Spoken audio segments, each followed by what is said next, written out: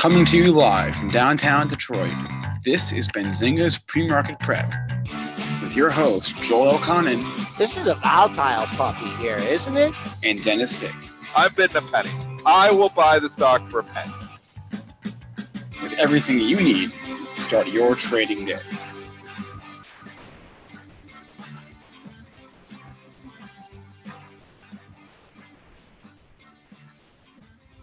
Good morning, everybody. Welcome to this Wednesday edition of Benzinga's Pre-Market Prep. Spencer Israel here with Joel Elconin and Dennis Dick on the show today.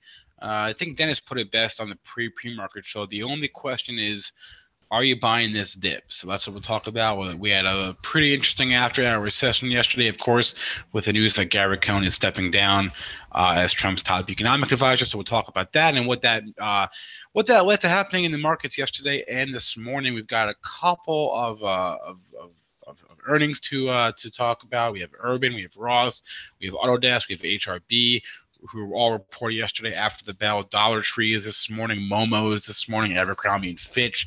So we'll talk about those earnings. Our guest today is at 8:15, Dan Ahrens. He is the portfolio manager for the Vice ETF, the AdvisorShares Vice ETF. Ticker is ACT on that. They've got exposure to cannabis stocks, alcohol stocks, tobacco stocks, gun stocks. So we will ask him all about that at 8:15. Joel, how are we doing this morning in the S&Ps? Well, I guess the bad news is we're down. We're down 1950, but the good news is we are 23 handles off the low. So Dennis was talking about buy the dip. It's already occurred here overnight. Trading near your pre-market high of 2706.75, down 20 handles at 2704.50. Relevant numbers on the upside. To fill the gap from yesterday, we only need to go to 10.25. And I'm sure a lot of people would like to see the close of 27.24. That's 20 handles away. We have crude trading in the red here by 26 cents at 62.34. Gold and silver both in the red. Gold down 2.30 at 13.32.90, and silver in the red by 9 cents at 16.69. Bitcoin is trading in the red too. That's down 2.78%, trading at $10,667.30. So we got to bring Dennis in today, and every once in a while, Dennis has a bad day. And before your day even starts, you had it. Your bad day started yesterday, and we had a lot of talk about it. And I got hit on that news. So I'll give you a scenario. I do a lot of after-hours trading. I sometimes have orders sitting out there. I manage those orders, move them around. Well, for a 10 to 15-minute period, I usually go and have supper with my family. So I took off at 5:35, and I was gone until about 5:48. That was the exact time that Cohn stepped down. So I come back, and I am filled on so many longs, and I am basically annihilated. So then you're trying to scramble, you're trying to find hedges, you're trying to do whatever you can, but 13 minutes later, there's not much to be had. So just horrible timing for my dinner. I mean, it's a little bit on me because I used to always cancel all my orders when I go for dinner, but nothing too much often happens, and it's annoying to have to replace them all. I used to bring my iPad to dinner and monitor the quotes while I'm eating dinner, but I want to enjoy a nice 10-minute dinner with my family. Anyways, punished for that because I come back in and basically I bought a lot of SPY, I bought a lot of diamonds, I bought a lot of stocks way too high, and that was just because I had orders floating and I was making markets and I didn't move. So lesson to be learned is cancel your orders when you leave your screen. If you leave your screen for more a bathroom break, maybe for a minute, but when you leave for 10 or 15 minutes, you got to cancel, or you have to have something with you to monitor the quotes. What I would like, and I've actually looked for this before, maybe the chat can help me out with that. What would be awesome is that if there was an alert system, and it wouldn't have worked on SPOOs because the SPOOs were closed at this time. I want to talk about that. But if you had an alert system on SPY where your phone would like ring and say, hey, SPY just fell 0.5% here in the last minute, your phone rings, gives you an alert. That's got to be out there. I need that. So chat, help me out here today. Do any of you have an alert on your phone? Like it gives you a text or gives you a phone message to tell you. I mean, I could probably have something like this programmed, but it's got to be a quick fix out there. I mean, this is a pretty common thing. I would think people want to be alerted about their, stock positions and stuff. So let me know if you've got something out there. Chat if you let me know, or tweet at me at Triple D Trader if you know of an alert system. Otherwise, I might have to have something programmed so I don't go through another expensive dinner like I just did. I was going to say it seems like this is the type of thing that's available through your broker. I use Fidelity. I don't believe Fidelity offers this. It sounds like something that TDA could potentially offer. I don't know if there are robo-advisors out there. Robinhood. Three people already coming in the chat. There so we go. TOS. There we go. I could do TOS. I need to get a Thinkorswim account then. But also Angie Baby saying investing.com. And Stock Hunter saying CNBC alerted his phone. So just to be clear. Just to clarify for other Stock Hunter, is there like an alert because of the news of Cohn stepping down, or was it an alert because of the spy tank? I want to be clear about that because the Benzinga's app also offers push alerts, but what Dennis is looking for specifically is a trigger. Basically, anytime the SPOOs or S&Ps goes up or down a certain percent. Yeah, like 0.3% or something. There are a million places that can give you push alerts for news. Benzinga is one of them. I don't know if that would entirely suit your needs. But just to be clear, that's what you're looking for. So they're saying that TOS does offer that a push alert based on specific price action, which great for TOS if they do offer that, and that's something I'll have to look into, is maybe getting a Thinkorswim account just for those alerts, or otherwise I've got to have somebody program me something, which could be done too. I mean, you could do an expensive programmer, get them in there, and obviously link it to it and program it, but I don't want to reinvent the wheel if I don't have to. So I'll check out the TOS. So thanks, guys, and obviously this stuff happens. I mean, lesson learned. Don't leave your orders floating out there when you're not managing. Dennis, someone in the YouTube chat says IB also has it. Oh, well, I have an IB account, so I'll have to look into, maybe give IB a call and see if they can alert me as well. The one downside here, it wouldn't have worked if you were getting S&P alerts, because S&Ps were closed during that time. Yeah, so you'd have to link the SPY. So that's the one consideration. And obviously, we fell significantly on that. So the Cohn news, we knocked off 40 handles at one time last night. It's back. The market has bounced back. BTFD has come in here. Thoughts now, Joel, on the S&Ps as we're analyzing this significant downmove? I mean, this is a big political thing, so I don't want to get analyze that too much. But when your economic advisor resigns, I mean, I don't even know. Is there anybody left in the White House? Is it just Trump and Pence, or do they have any other staff members or anything? Maybe. Yeah. Although I've been reading the Fire and Fury book, and by the time I finish it, everyone in the book will be gone. But no, I mean, his family's still there, right? Pence is still there. No, his family's not there. His wife's in New York. She doesn't want to stay in the White House, right? I don't know who's living where. I just know. I don't know. I mean, it's an unsteady political situation, and that's not good for the markets. So that's just overall my macro fundamental look.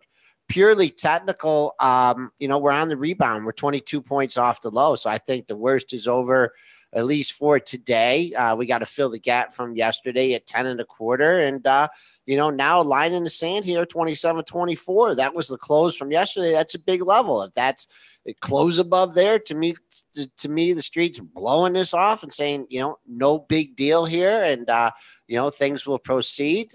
We close right on the session and there's some trepidation. Then I'll look the other way. I still think you got a jobs number coming up on Friday, right? And I think that's going to be a big market moving event. And we're just in an area here. Actually, 2703 is the exact 50% retracement of the big break that we had. So it's just the market's wide open here in this area. And eventually, I was looking at the 9-day average ranges coming down. Well, it's not going to come down for a while. It's going to take before this market can start going up again. It's just going to have to calm down. The ranges are going to have to contract, and there's going to have to be some more stability. And we don't have stability on the political front. Stocks that are benefiting from this news, and there is some, is the steel stocks. They are all trading higher. They trading immediately higher when this news was announced. If you look at U.S. Steel, it's trading up 67 cents here in the pre-market. Obviously, there's going to be more of a push for these tariffs to go through here now, and the U.S. steel stocks are benefiting from that. Steel Dynamics is trading higher. Nucor is trading higher here in the pre-market. AK Steel also trading higher by about 1%. So that's your direct benefit, beneficiaries of this news is the steel stocks. Thoughts on these stocks, because they've had a hell of a run, Joel. And you wonder if it just eventually they don't tire from this, because they've been running. You know how like I get stuck on levels and I just, and I keep talking about them, and there's going to be a great trade. There's going to be a great trade off this 43.50 level here in US Steel. We have had so many lows in this area, and this was after the big move up. You had one big day. It's probably when the tariffs were announced originally. When was this? You went from $38.99 to $44.75. That was the bulk of the move that you had. But over the last like 1, 2, 3, 4, 5, 6, in 7 of the last 8 sessions, you have had all your lows between 43.25 and 43.72. So what do? You take the middle, and that was the low yesterday at 43.5. Until that support is broken, this thing is poised to move higher. And how high it will go, I don't know. But consolidation after a big move up, you've identified a great support point. So it's a trade. There's a trade here. If you want to be long here at 45.39, set your stop 43.50. If you want to just wait and see what happens, and it takes that out, boom, I think it's going to be a great short. So that's what I'm looking at. AK Steel is just kind of stalling. That can't get into the $6 handle, but that's always been a little. That never got the lift of the other ones. No, it never did. NUE, I mean, that's got 70. I mean, 70 has been the level. I own NUE in my investment portfolio. That's the level that it needs to get through, and it's a struggle there. And every time it gets up there, it fails. And why is that? Well, there's a big seller at the point. We've talked about that before. And I think it was over 100,000 shares. I'm not sure if they're still there. I only see 10,000 here this morning, but it's very early and they might load up here again. But there's been a big seller at 70, and you can see that they've been unloading in all of January. Even when it broke out through 70, they were reloading. So there's a lot to go through a stock at 70, and until it can take out that seller at 70, that remains a major resistance point. Yeah, that's, I mean, you've hit that on a monthly basis quite a few times. Let's see, what do you have after that? This is back in 2008. It came hard off the 73.89 level, but that one's held up. And so you lighten up there at 70, or you're just going to see how everything shakes out? Probably. I don't have that much exposure in the sector. It's my only steel stock, so I'll probably just hold it because I like the exposure. That's been in my investment portfolio for basically a decade. It's really done nothing in a decade. I mean, you look at this NUE. I bought this, I can't remember back. I think I bought it around $45 or $46, but it's like 10 years ago. So it's at 67. So yes, I'm up in the position, but really when you consider inflation and everything else, 10 years, you're up 30% of the stock. It really hasn't done great. So is this, look at bring up a long-term chart on anyway. Do you think this is a stock that eventually, what was the all-time high? The old time. Go back to I think in the early 2000s. Yeah. No, it was, this one was weird. This went to 83.56, and that was in May of 2008. So, okay, 2008. So, yeah. So you're 10 years later here now, and you're still 14 points off the highs. So, you wonder, this is still, I think, best of breed. I think it's the lower beta one. It's the safest play. U.S. Steel's going to move around a lot more. Its beta's a lot higher, but, you get a dividend anyway, 2.23%. I'm sticking with it. Kramer likes this one too. He's talked about it anyway a lot. I've had it in my portfolio forever. It's been okay, but not great. Okay. All right, Spencer. Let's get one stock in here. Let's get one earnings stock in before 8:15. Do the Momo.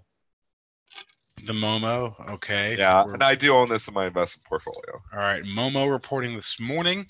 Q4 EPS 53 cents versus a 46 cent estimate. Revenue 386 versus $381 million. So you get the big pop. Is there good numbers? The concern that I have here is, and I'm long the shares, is just that it's a crappy day to be reporting on. There's a lot of things that are getting hit today. So that being said, it's up 7%, so it's responding fairly well. We did get earnings from YY yesterday. I believe that's Chinese stock, isn't YY? Chinese. Yes, it is. Yep. Yeah, and it had a pretty good numbers and was trading up in the pre-market, and then they murdered it. So that's one red flag here. That's why I probably wouldn't be buying more here. But it's a pretty good report. The numbers are pretty good. If it starts to like look like it's going to start giving it back, though, just be careful because YY got annihilated on a decent report. Pre-market high is 36.19. So that's a level to keep an eye on. Your recent high of the move was just under 36 at 35.87. So there you got a target on the upside at 37.19 and light support at 35.68.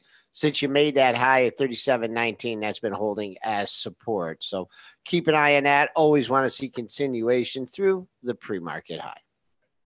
Jump over here. We got a guest. We got a guest right now. We'll be right back with Dan Ahrens, from AdvisorShares. He runs the ACT ETF. We'll be right back.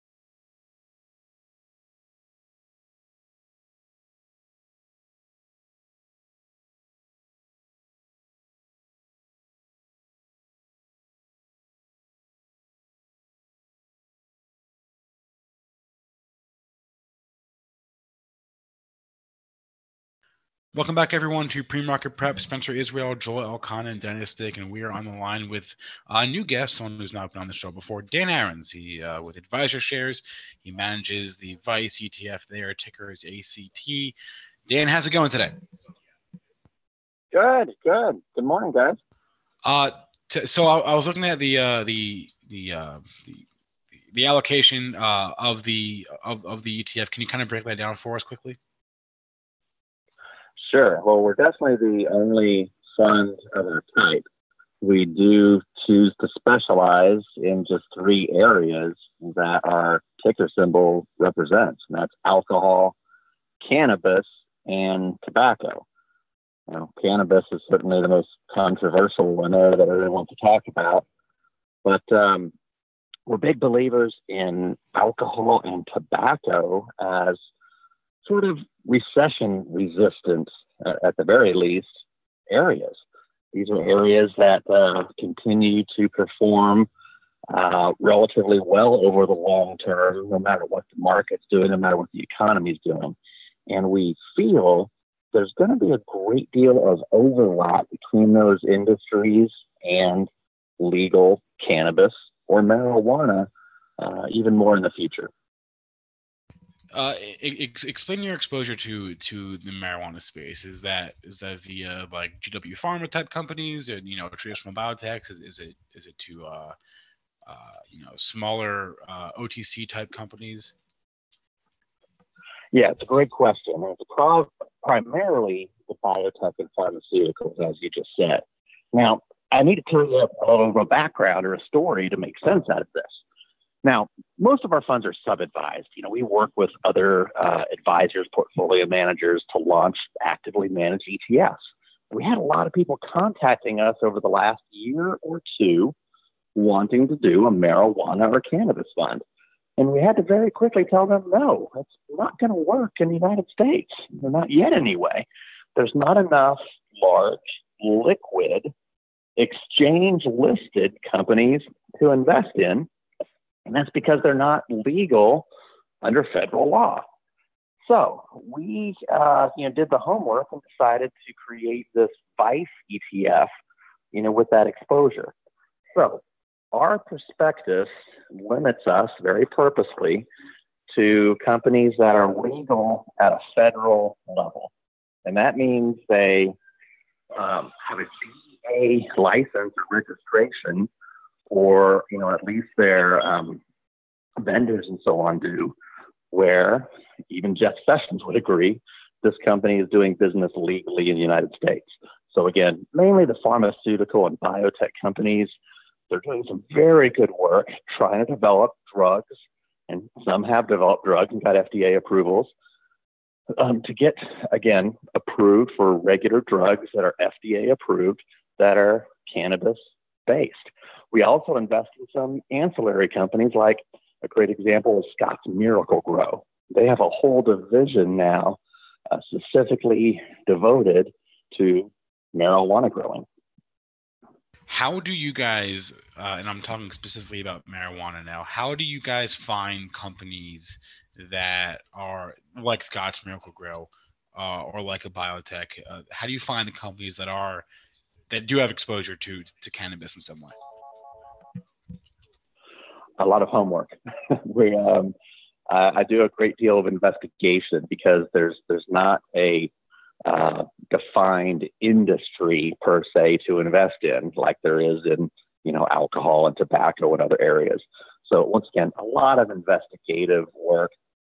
I'm spying on other people too. There is a couple marijuana or cannabis-based ETFs in Canada, actually. A little bit different animal, but they invest in some of these companies. There's a number of websites out there, newsletters, all sorts of things. And through a lot of investigation homework, I can find companies that have this exposure. I also got registered with the DEA website myself, and so did my custody bank. We have to do the homework again to look at companies that have the DEA legal registration to handle marijuana. Someone in our chat noting that STZ recently acquired a marijuana company. Any plans to get exposure to what was the ticker there? Kronos, that new cannabis stock that IPO'd last week. I know that I guess not then, because it's not a federally legal. Sure. No, yeah, a couple things that are very important to understand. Kronos, as an example, just listed on NASDAQ. But you know what? If you just read a little bit, everybody should do their homework and understand what they're investing in before they jump in. Kronos very clearly does not do business in the United States. They're listed here. That's it. They're a Canadian company. If you read their materials, they're doing business in some other countries, besides Canada, but they're not doing business in the United States because of federal law. Constellation Brands, STZ, very large, good alcohol company. That's one of our larger holdings. Yes, they bought 10% of one of the largest Canadian listed marijuana growers. And we think that's a great example of these alcohol companies. Alcohol companies that have been operating in the United States under a heavily regulated industry. Branding is very important. Advertising is very important. Distribution is very important. We think we're going to see more and more alcohol companies making forays and overlaps into cannabis and marijuana. And we think marijuana and cannabis is going to continue to grow and expand in the United States. There's a big social movement for it. And we think we're going to see the same thing with the tobacco companies. A great deal of future overlap as marijuana and cannabis continues to grow and expand. Any plans to add exposure to firearms at all? No, not something that we're doing here. We're thinking, again, we want to get a foothold in the cannabis space. We think there's going to be more companies for us to invest in the future than there even are now. And again, overlap with alcohol and tobacco. Those are consumable vices. And that's where we want to make our focus. Firearms, that's a discussion for somebody else, not me. What I guess my last question, and then we'll let you go. are there big? I guess what is the biggest upcoming regulatory / legal hurdle that you have on your radar? I guess with regards to cannabis. Well, it's a huge one. It's federal legalization at some point in the future. I think everybody's pretty confident we're not going to see it in this current administration, but a lot of people feel as we continue to get state by state approvals for some form of legalization of marijuana, again, a big social movement for it. We think it might be an unstoppable force where there might be some level or at least decriminalization of it at a federal level where, again, we could have banking and there'd be more companies that I could invest in, in a listed, regulated investment company. But, right now it's very important for investors to know what they're investing in and understand what they're investing in and not jump blindly into a marijuana or cannabis investment because it's dicey. There's a lot of questions about federal law and federal banking is the important thing, but it's coming. Actually, I want to recap something that you already said. So you said you registered with the DEA. Talking about due diligence, you registered with the DEA. Aside from talking to people, are there any other like public databases that you know of that you can point our listeners to as far as how you do your due diligence? Oh, no, I don't have any in particular. There's a few different websites and a few different newsletters out there that are cannabis based and cannabis investor based, and there's even a couple indexes. And even if a fund like an ETF is not based on that index, I know there's some form of North American marijuana index, U.S. marijuana index, and Canadian marijuana index. There's a lot of sources out there to see the first lists, but most of those companies are Canadian or they're OTC traded and not something that I have any interest in. Those are there are a lot of tiny companies out there, and there's going to be a lot of hit and misses for investors. We think it's more important to stick to the listed companies and the U.S. companies that aren't going to run sideways of federal law for now. All right, Dan Ahrens, he runs the Vice ETF out of AdvisorShares, ticker ACT. Dan, thanks so much for the time today. Thank you. S&P futures creeping up here. Angie and Baby and I were talking about the gap fill at 27.10 1/4. That was the low from yesterday. We missed that by a couple ticks. So there's a few people keeping an eye on that. If for you, any of you guys or gals are not familiar with a gap fill, that's just an area price action from the prior day. When you have a big news event where something moves the market out of the previous day's range, a gap fill is when you get back into that range. And right now, that 27.10 1/4. I guess it's good enough for me. The high is 2709.75. Dennis, how you doing there? Trying to work out of a lot of so let me ask you. The rally is helping. Obviously, I didn't get all the hedges that I wanted to get, so the rally does help here, but I'm still.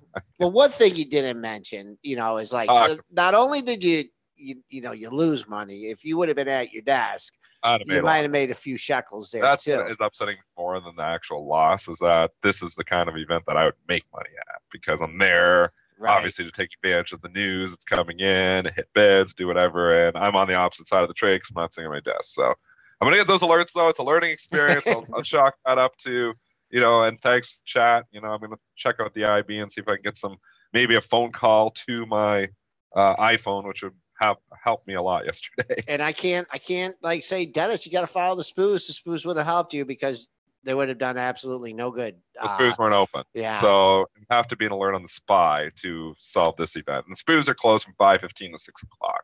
So that's your 45-minute window where a lot of things can happen. If you're doing spoo alerts, it's not going to help you at all. So let's get the imbalances. They're going to come out here in 10 seconds. We'll give them to you hot off the press. See if it moves the spoos at all. Let's see. We did get, I should mention, we did get an ADP number that was hot about 15 minutes ago. 235,000 versus 195,000 estimate. So we'll see about what that means for the jobs report on Friday. I will say that Square seller is still there, 215,000 to sell. That the trend continues here this morning. Obviously, stock is down with the overall market there, but SQ with a big seller 3 days in a row, so that is for sure a trend here now. CRM 34,000 to sell. That's a trend as well for 3 days. There's somebody been selling those two stocks. GE small buy and balance 96,000 shares, not as big as it has been. It had been bigger before. Alibaba 68,000 to sell. Twitter 25,000 to sell. It's pretty much sell balance across the board, which would be expected. Pfizer, 56,000 to sell. ConocoPhillips, COP, 27,000 to sell. It's really what's jumping out at me. The only one, like I said, is GE with a small buy and balance, 96,000 shares. Well, you got a double top, 1465, 1467 in that, and you close right near there at 1464. And you also had a high on February 28th at 1462. So I guess if you're going with the trend here, a rally up, a triple top, unless that's taken out, then perhaps we will revisit the 1395 low. And it's another thing you talk about, like the whole theory, your whole number theory, and it didn't work at 18, 17, 16, 15, but maybe 14 is going to be the bottom here. I don't know. It's I'm just waiting for the next piece of bad news to come out. So it's been a tough stock, and it's going to take a world. It's got, you know what it needs? It needs some analyst to come out and defend it, like somebody like a Goldman to come out and say, "Hey, we think there's some value here now," but nobody's defending it. When is the last time I had an upgrade? Spencer, this is homework for you right now. When is the last time that General Electric had an upgrade? We can pull it up on the Pro in 2 seconds. Fast. Oh my Pro's gosh! No, okay, not as long ago as I would have thought. November 13th. They got upgraded just 4 months ago on one of the most widely covered stocks. Like, how many analysts cover that stock? 30, 40? A lot.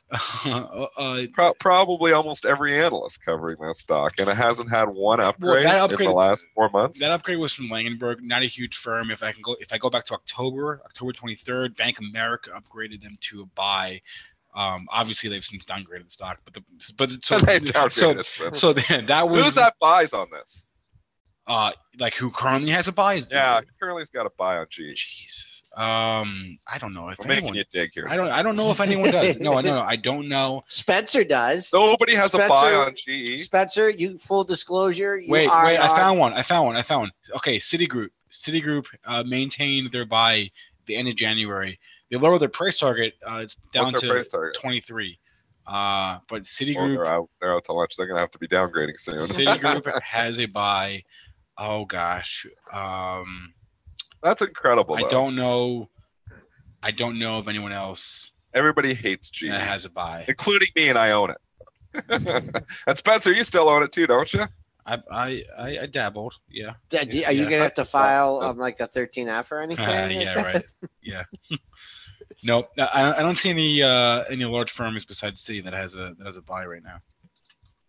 All right, let's jump over into ratings don't matter as much as they normally do. When you get a day like this, the ratings aren't as impactful because everybody's it's overall market moving everything.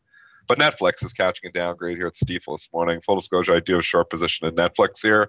Off the downgrade, it's actually been rallying, though. It's up to 320.40 here now, so it's only down 1.5%. I'd almost challenge, Joel, that Netflix would be down $4 on this, even if the market was flat. Wouldn't you think that? Yeah. You got a downgrade of Netflix and the concerns over valuation from Stifel, who's very influential. The market's annihilated, and stock's still only down $4. This has got to be the strongest stock. Even downgrades don't affect it anymore. Just a tremendous run over 300 here, trading down. Oh, it's trading down a little bit more than the SPOOs here, but let's just haven't even taken out the low from yesterday, 316.50. So if you're looking for this thing to get hurt, then you got to get under 316.50.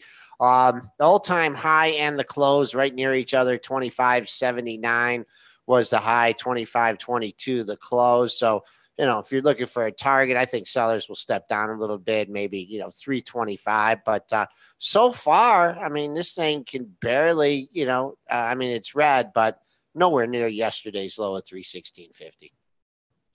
And other upgrades, downgrades. There's a few with DHI catching an upgrade here this morning. What else do you got, Spencer? Give us the rundown. There weren't too many. There really hasn't been anything for like. They've been really quiet, the analysts. For like the last 2 weeks, I feel like it's been quiet. I don't. Like you're scrambling to find anything significant, like a bold call. From a notable firm, a notable stock, and a notable firm. Wedbush upgrading DR Horton to outperform this morning. Yeah. Argus, Domino's, upgrade to buy. No, that's. These are all small though, so nothing significant here from a downgrade. As far as downgrades go, no, just the Netflix that you talked about. That's it. All right, back to the earnings parade here, because we did get some earnings last night, some significant ones that we did not get a chance to cover here yet. Urban Outfitters got annihilated on the report, but then bounced back significantly. Give us the numbers, URBN. Urban reporting Q4 adjusted EPS 69 cents versus 63 cent, estimated sales of 1.089 versus 1.08 billion dollars. So a slight beat on that, and a beat on the EPS. Comps up 4%. The shares spiked during the conference call. What else do we have? That was it. I was saying with Brent yesterday, the joke about the pizza earnings will never get old with this one. But what's the joke about the pizza? Well, the pizza sales. Remember, because they bought a pizza restaurant. Remember, like 2 years ago. That was Urban. I'm not crazy, right, Joel? No, Urban bought a pizza place. Remember, they bought a pizza place like. I'm the 6-second goldfish. Whatever, so fine. I'm done talking. No.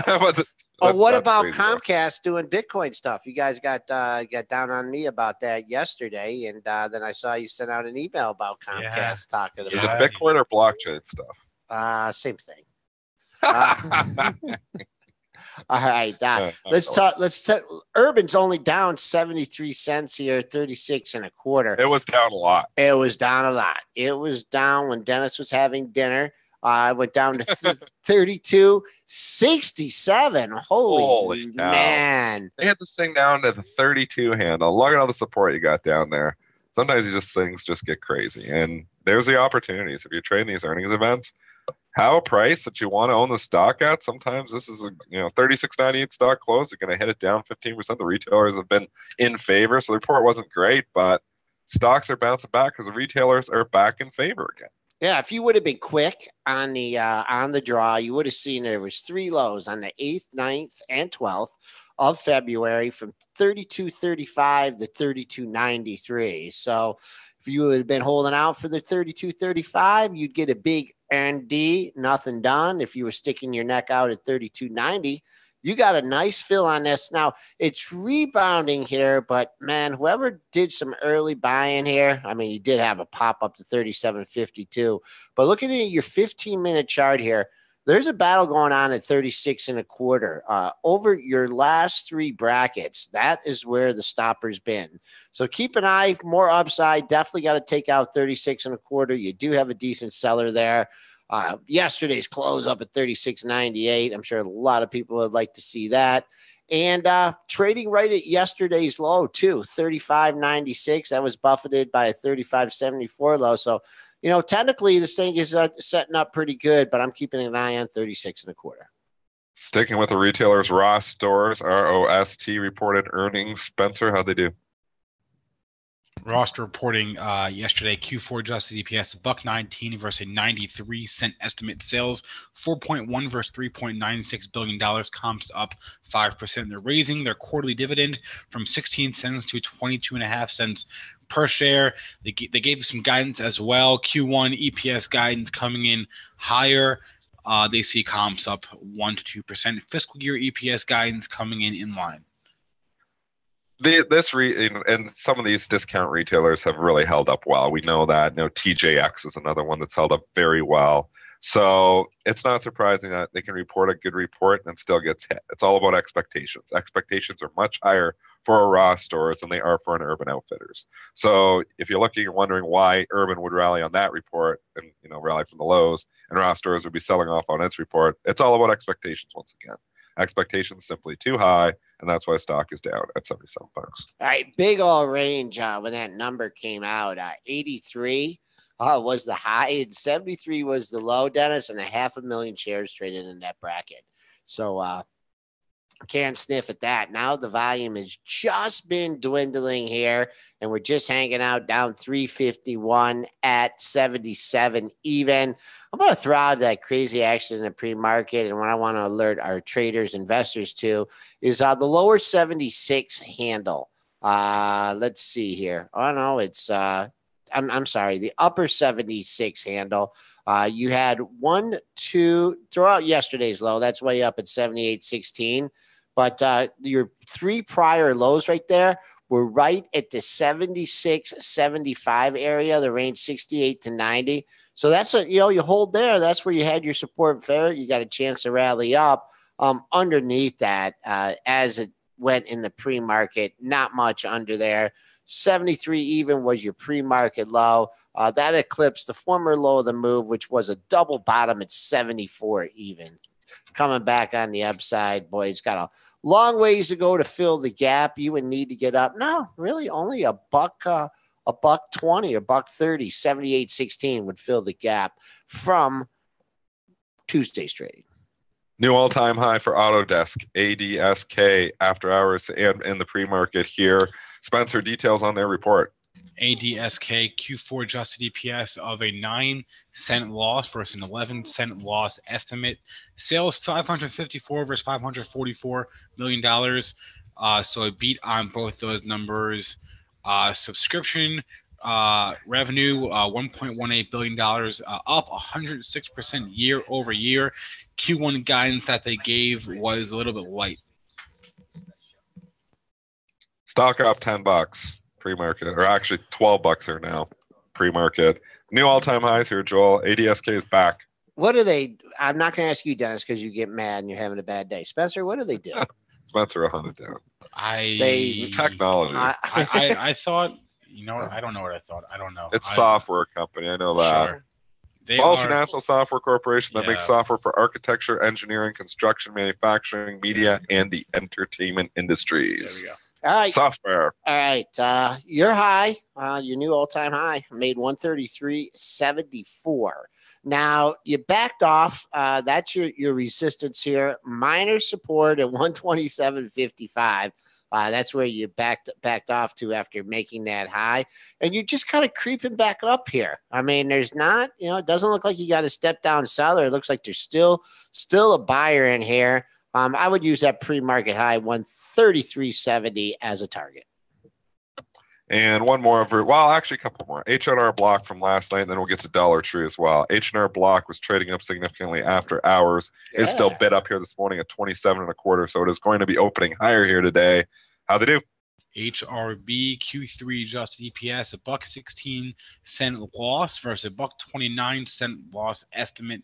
Sales of $488 versus $458 million. So they beat on the sales, they beat on the EPS, which had terrible expectations to begin with, and there you go. Stock bid 27.25, which would make it up $1.50, up about 7%. Was trading up at 27.69 last night, so they like it in the 27 handle. Joel, do you like it in the 27 handle? I'd rather see it come down and maybe fill the gap. 28.40 was your pre-market high, and you've backed off since then. Stay in bid here. I see what you're talking about here. 27.25. The only thing is if you lose that bid there at 27.25, you really got nowhere to hide. 26.17 was the top of yesterday's range, and that was like an old double top at the $26 area, because Monday's high 25.94. Spoon's losing a little momentum here. Tried to fill the gap at 10.25. Was turned back at 09.75, and now we're falling back 27.05.25, down 18.75. But yeah, I mean, this is, I don't know. It just reminds me that I got to start doing my taxes, and that's never fun. Jump over to Dollar Tree from this morning. DLTR reported, and they are getting annihilated. It is down $10 here now. Dollar Tree. Nobody shopping at those dollar stores or what? I guess not. $1.89 versus $1.90. Sales of $6.36 billion versus $6.39 billion. So, not good, but not an awful Q4 report as far as the Q1 guidance goes. Well, that's not great either. Q1 sales guidance coming in light. Q1 EPS guidance coming in light. Fiscal year sales guidance coming in mostly light. Fiscal year EPS guidance coming in light. So light guidance across the board. Wow. And you can't do that when you're these stocks that are trading 7 or 8% from their all-time highs. And it had been running too. If you look back to the weeklies, back in the summer, we were at $70. We got over 115. So now you're getting half of that back. I guess you could talk about a 50% retracement of the overall move from last year. So 66 at the high, or at the low, 116 at the high. What is that? 50 points? Yeah. So 25 points off. You're right around there at $92. Wow, this is an ugly chart here. Pre-market trading. He actually got in. He got down to 87.99 to traded 35,000 shares on that bracket, and you got to pop to 94.24. And since then, someone's saying, I want out and I want to sell some more stock. Your last two bracket highs have come down, not 395, 278, and 240. So someone's still got, pressure on the stock. Don't think we'll see that pre-market low though, under $90. Monthly low back in November, 90.34. So that's about $90 if it keeps on going. But this is a wild one, isn't it, Dennis? This is the way this These can really move on the earnings reports. Yep. Dollar General down in sympathy here. It is down 4%. If you're looking, Big Lots is another one that's going to be down in sympathy. It's trading down $1.50 in the pre-market there. So all these dollar stores or these discount retailers here are really getting hit here this morning. All right, coming out of the YouTube chat here, take a look at Home Depot HD. It's ex-dividend. Okay. Today, I can tell you that. So the adjusted close, so $1.03 dividend, closed at 81.64. Adjusted close is 180.61. So it's trading down $1.50 from that point. Full disclosure, I got a small short position in it. Yeah, this chart's not looking too good here. We were back over $200. I mean, I guess Mr. Market didn't help it out, but that started coming off before that. Not a huge dividend in this one, right, Dennis? It's not 2.3%. That's not bad. It's notable. Yeah. So you're trading down. So the adjusted close of anybody who did do this is a dividend play, which is not a huge dividend playing stock. Keep an eye on that adjusted close as resistance, and you're teetering here. I mean, the low of the recent move has been 175.42. You had another low in that area. Where was that? 175.79. So call you 176, your super extra major support. Don't think we're going to see that today, though. But you may see, I don't even think you're going to see yesterday's low of 177.70, major resistance at 190. So this chart's looking tired here, Dennis. Yeah, and Lowe's has been hit even harder on a percentage basis. LOW got up to 107. It's now at 87. It's trading down a little bit here in the pre-market with the overall market. But both of these stocks had incredible runs towards the end of the year. But Lowe's is giving back 2/3 of that run here now. Home Depot, basically over half of that run as well. So they've been on nice runs. The multiples are okay, but they're not that cheap because I've looked at these things before. Been big movers, but they gave it back. Okay. All right. As a piece, trying to find some support here in the 27.05 area. We missed Abercrombie and Fitch, ANF, and they reported here this morning, and they are actually trading higher. So we got a retailer that is trading higher here this morning. ANF earnings, Spencer? Yeah, didn't realize that was possible. EPS $1.38 versus $1.10. Sales $1.193 versus $1.16 billion. So a slight beat on the sales number and a beat on the EPS number. Comps are up 9%. Wow. Oh, good job, Abercrombie and Fitch. Not sure what they're doing, but it's working. They've come back a long ways. In July, we were sitting down. In August, we were $9 on this stock. It's now 21. So this has come back a long ways. You got to go out to the monthlies, really. I mean, it's way off where it was in 2011. It was $77 stock. So I don't think it's ever getting back there. But it's been a nice comeback for A&F. Not going out of business yet. Your pre-market high, they took it up to 23.11 and found some sellers there. Coming back in here, but still remaining above $22, trading $22.11 of 76 cents. Got a bogey for you here, $22.40. That was your high on February 27th. So if you're trying to squeeze a little bit of profit out of that, you keep an eye on $22.40. As well as $22.60. That was your high in the 16. So let's call $22.50 your good resistance if this rally can continue in A&F. And I just want to check on Macy's because it had the big, this chart's getting interesting, Dennis. The high on earnings day, 31.04. Now you have a triple top at 30.65. Yeah, 30.65 to 69. So interesting here for Macy's. Hasn't given back those gains from the earnings report, but the continuation move hasn't happened yet. Well, in the last 2 days, you got identical ranges, really. 30.65 high, 29.78 low, then 30.66 high, 29.74 low. So support defined, resistance defined. We have seen this happen before when you get two identical ranges. Sometimes the third day comes again, too. So keep an eye as it gets towards that 29.80, which you may get a shot down there today because obviously everything is weak here this morning. Might be a buying opportunity there as long as it holds. If it starts going down through 29.70, then I'd be concerned. But we want to play the range and say it's going to do the same thing again. It's possible it could open towards the low end of that range. So there's an opportunity there today as a day trader. Yeah, good old Macy's there. Spoos bouncing. What did we get to on that? I mean, this is kind of just all over the place. Just made a low at 2703.75. On when they peeled off that high, now back at 27.07. So buy the dippers, they're still in there, Dennis. Hey, don't go away, those buy the dippers. BTFD forever. Yep. All right, we got 9 minutes here, and I want to just look at some other major companies here, which we haven't looked at for a while. Let's look at some charts. Let's look at Apple first of all. Apple, if I'm just looking at that 180 has just been a wall of resistance. We got up there multiple times, got up there got up there January, got up there 3 times in February. It's failed there 3 times. It looks tired. Now, again, everything is down here today, but that 180 is the major resistance. Yeah, and let's see here. We're traded down in the pre-market, down $1.28. Traded in line with the spoos here as far as at a percentage basis. Coming up on the upside, though. 178.25, not that far away from, well, no, you're $3 away from yesterday's high.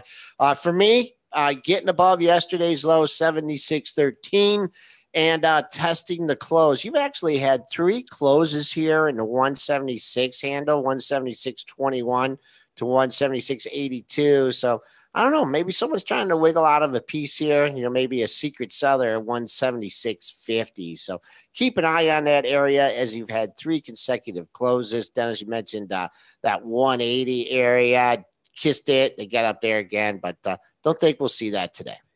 Tesla, TSLA. Man, that 360 was a wall of resistance when you look at the dailies. 1, 2, 3 times, gets up there. This thing has been in a trading range for the better part of almost a year now, really. I know we've spiked through it, but if you just want to look, 300 has been support for a year. 360's been resistance for the last 6 months.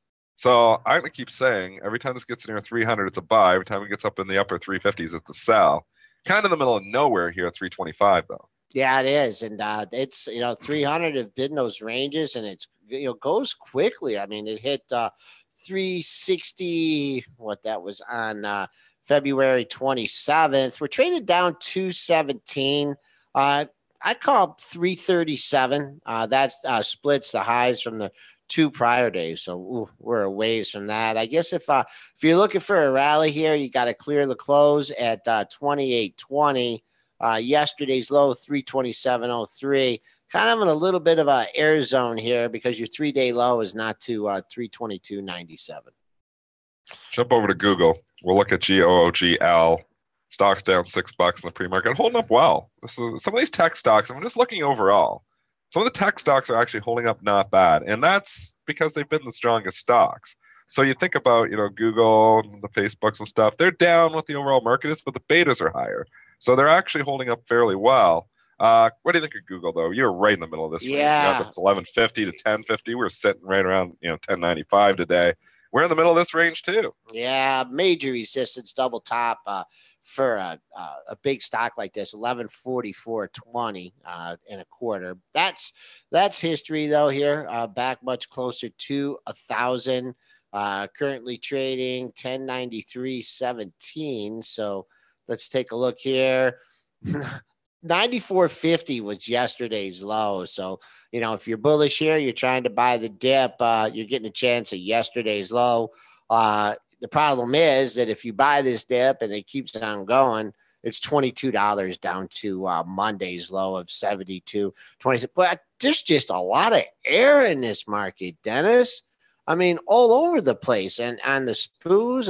And you look at it on the SPOOs, we're kind of in the middle of it too. So it's tough. As a swing trader here, I guess you just look at what's been relatively strong. And if you're going to buy dips, maybe you go into those stocks, because we know Micron has been a monster. It's pulling back. It's now only down 40 cents here today. I mean, Micron was down over $1 here last night. So you can just see how people gravitate to those stocks. If they're buying the dips, they always seem to go into the strongest ones. So Micron, Square has been strong. You're going to get a low open again on Square because of the salad balance there. Been there the last couple of days. But I mean, Applied Materials is another one that's been very strong here. It's bumping its head up against a 60 resistance point, but it broke out yesterday. So on the pullback here, if I'm buying stocks, I'm buying the ones that were strong yesterday. So I'm looking at Applied Materials. Sienna would be another one. Had a great report. It's trading down here this morning. Maybe you can get that near 25. Probably be a pretty good pickup as a day trade anyway. So that's what I'm looking at this morning. I'm going to look at stocks that were strong yesterday and buying those ones on today's macro weakness. All right, let's just cover a few stocks here from the YouTube chat. Alibaba, BABA. Not sure how we're doing this morning. We're traded down 248, but man, think about this one. You had the gap up yesterday, so maybe 182, 181.95 would fill the gap from yesterday, trading down 247. The high and the close right near each other, 87.37 was the close, 88.01 the high. And I mean, if you would look at the Google chart or this BABA chart, kind of looks the same here. I see support at 182 and then resistance, obviously yesterday's high, 188.01. Jorn wants to look at Exxon Mobil here, and for crude, cannot get off the mat. Yeah, look at that. Oh boy, it's just been hanging out. It's down another $1 here again this morning. I mean, you do have support down here at $74. You know that. We tested it 3 days ago, got down to 74.48, could not breach at 74. So that's where you have major support. 4.09% dividend. There's value here, I'll tell you that. But it's just not lifting. And you've seen oil rally a little bit, but ExxonMobil really has not lifted with it. Chevron, same story. They're just kind of hanging out. Maybe this is the bottoming formation. So if you're buying in here, I can't really argue with that much. But if it started trading through 74, I'd be concerned, at least from a swing trading perspective. You're getting a chance to buy it at Monday's low. A little replay here. Monday's low, 75.12.